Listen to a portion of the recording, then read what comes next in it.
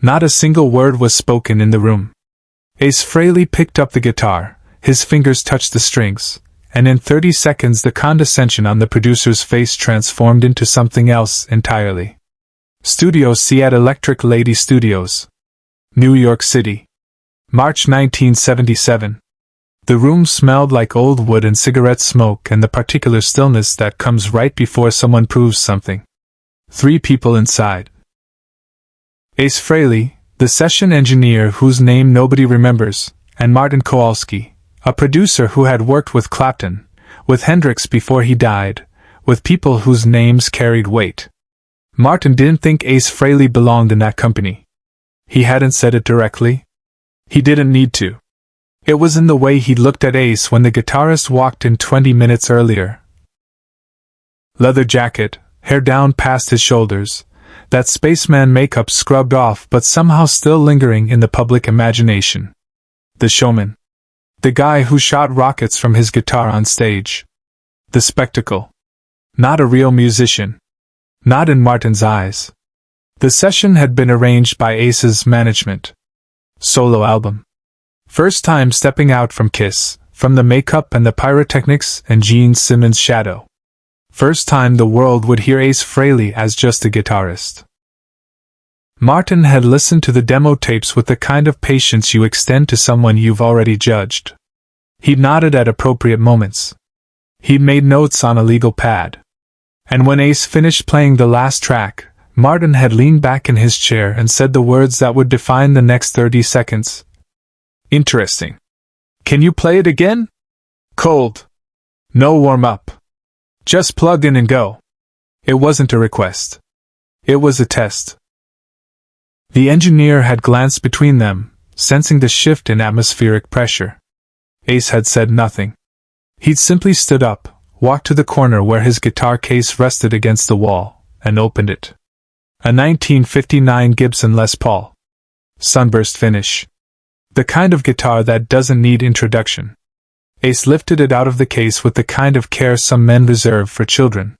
He walked to the amplifier, a Marshall stack that had been sitting silent in the corner, and plugged in the cable with a single efficient motion. No tuning. No testing. No running through scales or warming up his fingers. Martin watched from behind the mixing board, arms crossed, expression carefully neutral in the way people look when they're waiting to be proven right. Ace didn't defend himself. He never did. The thing about Ace Frehley that people who only saw the stage show never understood was this: silence was his first language. He didn't explain. He didn't justify. He didn't argue with people who had already made up their minds. He just played. His left hand found the fretboard. His right hand hovered over the strings. And for exactly 2 seconds, there was absolute stillness in Studio C, that moment before sound when anything is still possible. Then Ace's fingers moved. The first note came out clean. Not loud. Not aggressive. Just pure. A single bent note that seemed to contain entire conversations, climbing and falling with the kind of control that can't be faked or learned from a book. The engineer stopped pretending to adjust levels and just listened. Martin's arms uncrossed slightly. Ace built the solo slowly.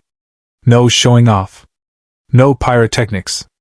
Just structure and melody and the kind of phrasing that comes from somewhere deeper than technique. His fingers moved across the fretboard with economic precision. No wasted motion, no hesitation, each note placed exactly where it needed to be. He bent a note until it cried. He let silence do the work between phrases.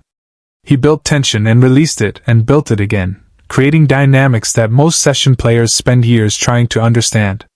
15 seconds in, Martin leaned forward slightly. 20 seconds in, the engineer was nodding unconsciously, his head moving to rhythms that existed only in Ace's playing. 30 seconds in, Martin's expression had completely changed. The condescension was gone.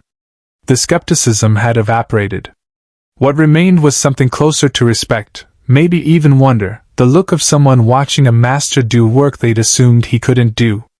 Ace finished the phrase, let the final note ring out until it faded into silence, and lowered the guitar. He didn't smile. Didn't wait for applause or acknowledgement. He just stood there, holding the Les Paul, waiting. Martin cleared his throat. Again, he said quietly.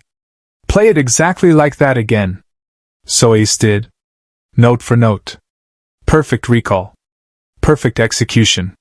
When he finished the second time, Martin stood up from the mixing board and walked into the live room. He stopped about 3 feet from where Ace stood. I was wrong about you, Martin said. No preamble. No hedging. Just statement. Ace nodded once. Still didn't speak. You don't need me producing this record, Martin continued. You know exactly what you want. I'll engineer it. I'll give you the sound you need. But the music? That's already done. It's already in your hands. Subscribe and leave a comment, because some moments only make sense when we remember them together. To understand why that moment mattered, you need to understand what Ace Frehley had been carrying for years. He joined Kiss in 1973. 4 guys in makeup and platform boots playing hard rock that was more about spectacle than virtuosity. Or so the critics said. Gene Simmons breathed fire. Paul Stanley flew over the audience on a wire. Peter Criss rose 20 feet in the air on a drum riser. And Ace Frehley shot rockets from his guitar. The spaceman. The guy with the silver makeup and the smoking fretboard. Great showman. Hell of a performer. But could he actually play? The question followed him everywhere. In interviews. In reviews. In the way other musicians looked at him backstage at festivals. Like he was an actor playing a guitarist rather than the real thing. It didn't matter that Ace had been playing guitar since he was 13. That he'd learned by ear, by feel, by sitting in his bedroom in the Bronx for hours every day figuring out Hendrix solos and Clapton licks until his fingers bled. That he heard music in ways that couldn't be taught, could play things he never practiced, could create solos on the spot that other guitarists needed sheet music to replicate. None of that mattered to people who only saw the costume. Ace never defended himself. He'd learned early that words didn't change minds. Only playing did. So he kept his head down and let the music speak. But the judgment accumulated. Year after year of being dismissed as a gimmick, as a sideshow, as the guy who belonged on stage but not in serious studios with serious producers. The solo album was supposed to change that. Each member of Kiss was releasing one simultaneously. Gene's, Paul's, Peter's, and Ace's. 4 albums. 4 visions. The chance to show who they were without the makeup. Ace had worked on his tracks for months. Writing in hotel rooms between shows. Recording rough demos in whatever studio he could find. Building something that was purely him. No fire breathing, no rockets, just guitar and melody and the kind of emotional honesty that only comes out when you stop performing for other people. And then came the meeting with Martin Kowalski. Ace's management had pitched Martin as the perfect producer, experienced, connected, someone who could give the album credibility. Martin had agreed to one session. A trial run. See if they could work together. That trial run had led to this moment in Studio C. Martin standing 3 feet away, looking at Ace with new eyes. I want to hear everything you've got, Martin said. No filters. No second guessing. Just play it the way it sounds in your head. Ace nodded. Then, for the first time that afternoon, he spoke. No warm-up? His voice was quiet, almost a whisper. Martin smiled slightly. No warm-up. You don't need it. Away from the spotlight, Ace made a choice no one expected. The album took 3 weeks to record. Martin kept the session small, just Ace, the core musicians, and the engineer. No record label executives. No managers hovering. No pressure to sound like Kiss or sound like anything other than what Ace Frehley actually was. They worked mostly at night. Ace played better at night. Something about the darkness and the empty streets outside made the music flow more naturally. He'd plug in around 10 p.m. and play until 4 in the morning, building solos layer by layer, trying different approaches, letting instinct guide him more than theory. Martin sat at the mixing board and mostly stayed quiet. He'd learned in that first 30 seconds that Ace didn't need direction. He needed space. Trust. Someone to capture what was already there rather than trying to shape it into something else. The track that became New York Groove happened on the seventh night. Ace had heard the original version by a band called Hello, a British glam rock group that nobody in America knew. Something about the song had stuck with him, not the arrangement, not the production, but the core melody, the feeling underneath. "I want to cover this," Ace had told Martin, playing him the original on a portable cassette player. Martin had listened without expression. When it finished, he'd simply said, "Show me your version." Ace had picked up his guitar and played it through once, transforming the glam stomp into something rawer, more personal, more New York. The chord progression was the same, but everything else changed. The feel, the groove, the guitar tone that sounded like midnight in the Bronx. "That's the one," Martin had said. "That's your signature." He'd been right. When New York Groove was released 6 months later, it became Ace's biggest solo hit. Top 20 on the Billboard charts. Radio play. Recognition that had nothing to do with makeup or rockets or anything except the music itself. But that success came later. In Studio C, it was still just Ace and Martin and the patient work of building something true. On the final night of recording, after the last track was done and the tapes were safely stored, Martin had walked over to where Ace sat coiling guitar cables. "I need to tell you something," Martin said. Ace looked up, waiting. "That first day, when I asked you to play without warming up, that wasn't about testing your technical ability. What was it about? I wanted to see if you'd defend yourself. If you'd argue or make excuses or try to explain why you deserved respect." Martin paused. "You didn't. You just played. And that told me everything I needed to know." Ace had nodded slowly, understanding. "Real players don't explain," Martin continued. "They don't have to. The music does that for them. You're a real player, Ace. Don't let anyone tell you different." What followed silenced everyone in the room. The album released in September 1978.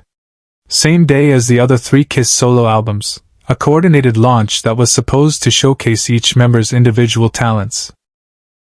Gene's album had guest stars and elaborate production. Paul's had radio-friendly polish. Peter's had the backing of serious session musicians. Ace's had Ace. The critics who dismissed him as a showman found themselves writing different reviews. Surprisingly accomplished. Genuine guitar prowess. More than the sum of his stage persona. The album went platinum. The only one of the 4 Kiss solo albums to do so. Ace never said, "I told you so." He didn't need to.